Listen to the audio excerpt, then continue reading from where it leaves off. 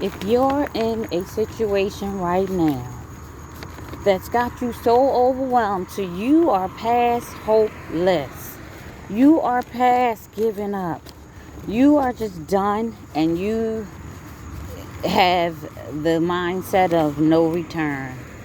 And for some people, what that looks like to them is maybe the SUI word, or turning your back, walking out the door and turning your back and never looking back at your loved ones, the husband, the wife, your family, friends, school, your job, because of everything that's going on in this world. And I'm sure it looks like it's against us. I'm sure it looks like the bad side and the good side are on the same team. But what team you need to be reminded to stay on is Team Jesus. I know the situation looks overwhelming and it looks like you will not win. It looks like it will not work out. It just looks so bad to you're completely done with this thing called life. But I'm here to tell you, but that's not what God sees. God is about turn. God is about turning. God is about turning around. And if you need further confirmation of God's great words that he left in the basic instruction before leaving earth, that spells out Bible, that free book that you can go to the library and get, you can go to a church and get, you can get it from anybody for free. If you just go to Zephaniah, I think it's 3. You need to read and ponder on his good word and know that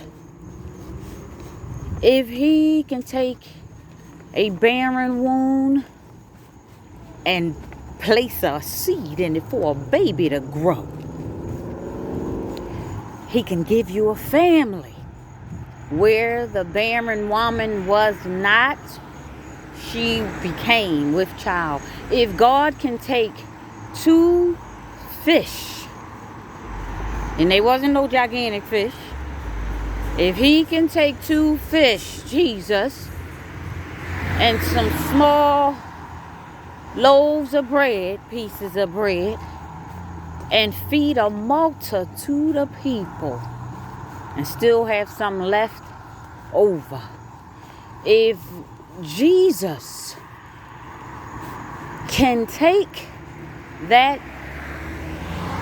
diseased, filled body filled with all kinds of lesions and rashes, leprosy, and make that skin back to normality again.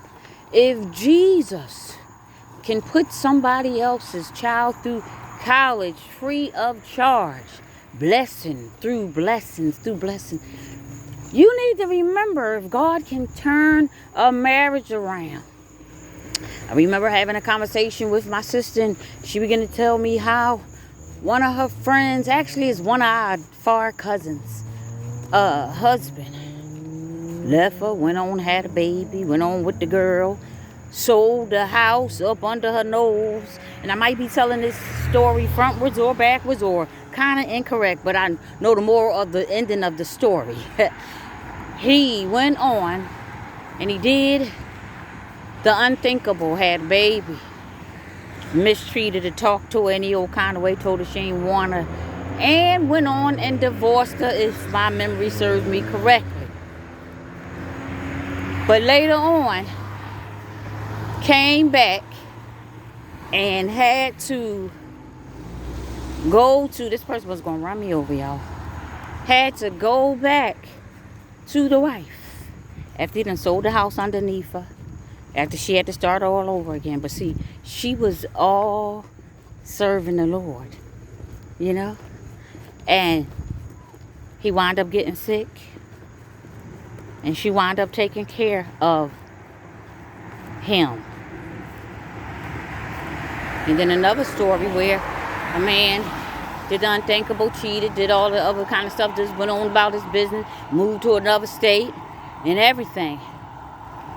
This woman was a praying woman, went on about her business, continues to live life and continue to serve God. Yes, it was hurting her, but she pushed through it.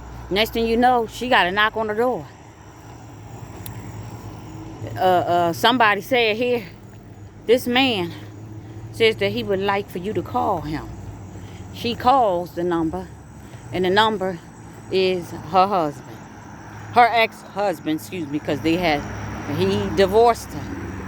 And she said, oh, you know, he must be not well off. Let me call and see if he all right. Because, see, we still, and some men, we still love beyond what they do to us.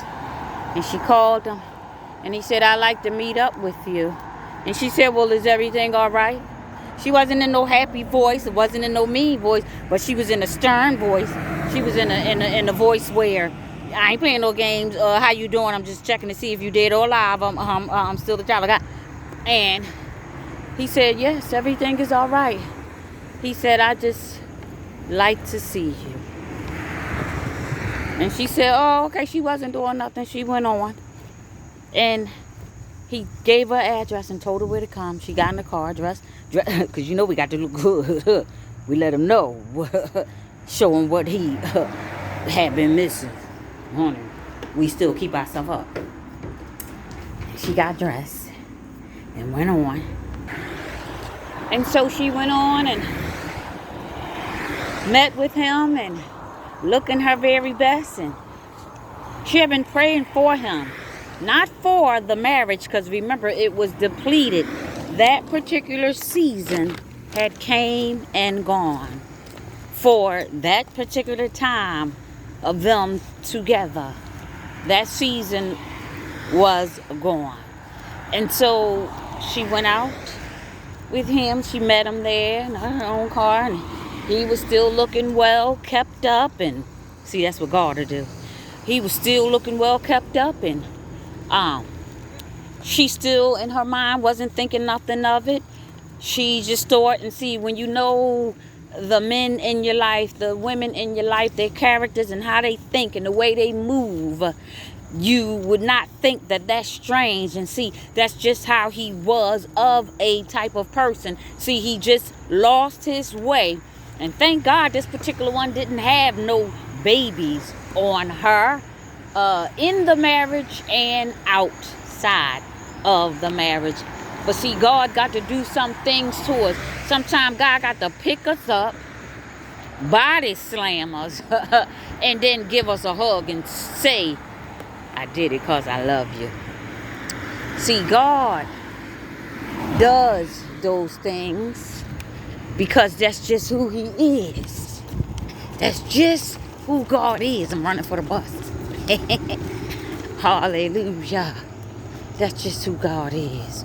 So when you feeling sad, depressed, and thinking that your marriage is done and that your house is not going to become your house, remember this, that God even answers sinners' prayers. We all have fell short, and I still do every day, and come short of his glory.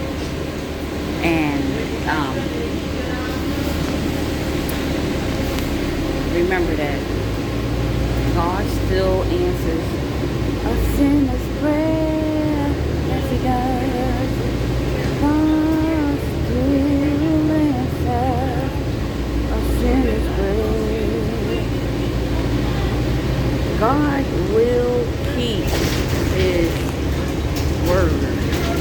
He will turn it around for you, your loved ones, in every situation that you face in this pandemic, looking scary, and everything looks like they're against us, and that even the good guys may be against us. But honey, we got one good God that controls them all, and that is Jesus.